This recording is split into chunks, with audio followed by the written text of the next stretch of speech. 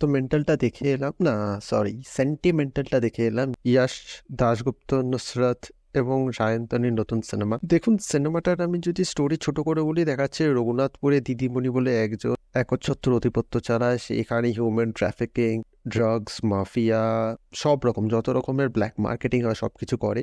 তো সেখানেই ইয়াশ ট্রান্সফার হয়ে আসে।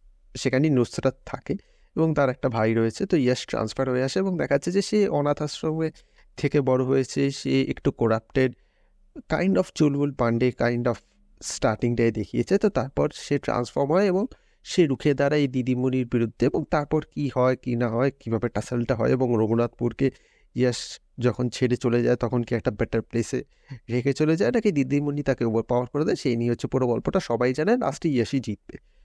তো এই হচ্ছে গল্প।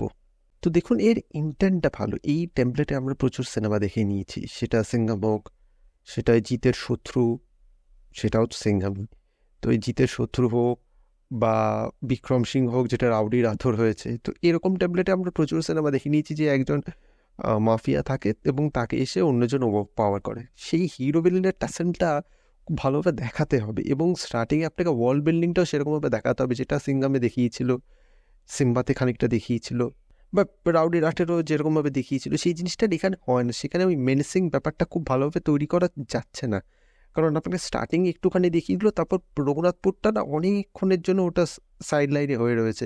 আপনি ইয়াশ এবং নুসরতের ওই কেমিস্ট্রি, ওই রোম্যান্সের উপর ফোকাস করার চেষ্টা করেছে, যে সেখানটা আপনার ইম্প্যাক্টটা কম হয়ে যায়। সেইটা যদি ওখানে যদি আরেকটু বেশি ইম্প্যাক্ট দেখাতো এবং ক্ষণে অক্ষণে ওদের ব্যাপার স্যাপারগুলো একটু দেখিয়ে দিত, রঘুনাথপুরে কী হচ্ছে কী না হচ্ছে, সেটা সেটা বেশি ইম্প্যাক্ট ফেলতে পারতো।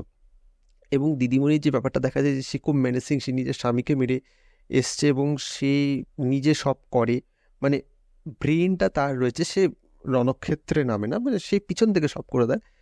মাস্টার মাইন্ড খুব ভালো। সেটাও না, তাকে একটু স্পেস দিতে হতো। জাস্ট সেকেন্ড হাফে গিয়ে যেটা দেখাচ্ছে, ফার্স্ট হাফে না জিনিসটার কতটা ফোকাসই করছে না, কাজে সেখানটা আরও বেশি ল্যাগ হয়ে যাচ্ছে। আর এখানে না আপনার যে হাই পয়েন্টের যে সিনগুলো রয়েছে, সেই সিনগুলো মোটামুটি ডিজাইন ভালো করা হয়েছে। আমি তো আর বলতে পারি না যে আপনি বাইরে দেখে নিন কীরকমভাবে ওরা এক্সিকিউট করছে, ওরকমভাবে এক্সিকিউট করুন না। তবে আপনি দেখুন, আমি আপনাকে সিন দেখাচ্ছি। এই দেখুন, খোকা 420-এর একটা সিন দেখাচ্ছি, মেন্টালের। আপনি এই সিনটা এবার দেখুন, কালার দেখছেন, আমি স্টিল ছবি দেখাচ্ছি কপিরাইট যাতে চলে না আসে। তো আপনি ছবিগুলো দেখছেন, দেখুন কালার প্যালেট সেম। 10 বছর আগে যেরকম কালার প্যালেট ইউজ করা হচ্ছে, এখনও সেরকমভাবেই আপনাকে কালার প্যালেট ইউজ করা হচ্ছে। 10 বছর আগে আপনার সিন যেরকম স্টেজ হচ্ছিলো, এখনও সেরকমভাবে স্টেজিং হচ্ছে। সেটা কাজ করবে না, আপনাকে কালারিংয়ে চেঞ্জ আনতে হবে। আপনি যদি স্কান্দা দেখেন, স্কান্দায় কিন্তু দেখাচ্ছে যে ও তরোয়াল চালাচ্ছে, হিটও হচ্ছে না, এবং সেটা ক্যামেরায় পুরোপুরি ক্যাপচার্ড রয়েছে যে হিট হচ্ছে না, তবুও গুন্ডাগুলো উড়ে চলে যাচ্ছে এবং লোকজন ওতে সিটি মেরেছে, লোকজন ওটা ভাল লেগেছে, তো আপনি সেল করতে পেরেছেন। কাজে আপনাকে এই স্টেজিংটা ওরকমভাবে দেখাতে হবে। হ্যাঁ, একটা জায়গায় রয়েছে টর্চ লাইট দিয়ে একজনকে বাঁচিয়ে ফিরে আনবে, ওই সিনটা মোটামুটি ভালো স্টেজ। ওরকম টেনশন আপনাকে বিল্ড করতে হবে। ভিলেনকে দেখাতে হবে যে সে হিরোকে একটা বিশাল বড় টাসেলে ফেলে দিচ্ছে। সিংহামে ওই অজয় দেবগানের যে বেল্ট খুলে মারবে, ওই সিনটাকে ওরকমভাবে বিল্ড আপ করেছে যে ওকে ফ্রাস্ট্রেট করে দিচ্ছে, ও কিছু করতে পারছে না। এখানে যে ট্রান্সফরমেশনটা আসছে সেটা খুব অ্যাব্রাপ্টলি আসছে, সেটাকেও আপনাকে স্পেস দিতে হবে, একটু টাইম দিতে হবে।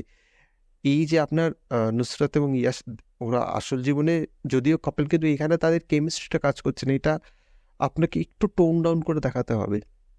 একটা গান কাজ করেছে, কি একখান গান বানাইছে, ওটা কাজ করে গেছে, কিন্তু ওই যে সোডা গান এবং আরও একটা যে রোম্যান্টিক ট্র্যাক এসছে, ওগুলো কাজ করেনি। এবং যে আইটেম সংটা তো প্লেস করেছে, ওটা এত বাজেভাবে এক্সিকিউটেড, মানে কি বলবো, বোঝা যাচ্ছে পুরো ব্যাকগ্রাউন্ডটা ফাঁকা। সেই জন্য ক্লোজ কোয়ার্টারে বেশিরভাগ শট নিচ্ছে, ওয়াইড শট নিচ্ছে না। আরে আপনার কাছে যদি ওরকম বাজেট না থাকে, আপনি করবেন না। আপনার আইটেম সং দিতে হবে, কে বলেছিল? আপনি আইটেম সং দেবেন না, আপনার কাছে স্কিল দেওয়ার মতো নেই, আপনি আইটেম সং দেবেন না, হয়ে গেল।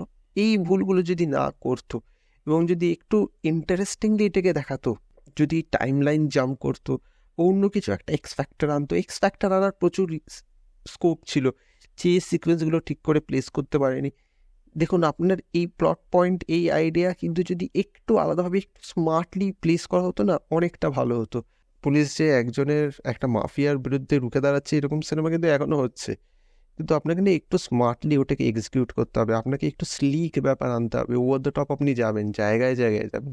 পুরো সিনেমাটাকেই আপনি যদি ওরকমভাবে প্লেস করতে চান, রাদার যদি দেখাতো যে নুসরতের গ্রামে ওরা পোস্টের হয়ে ফেরত আসছে ইয়াশ।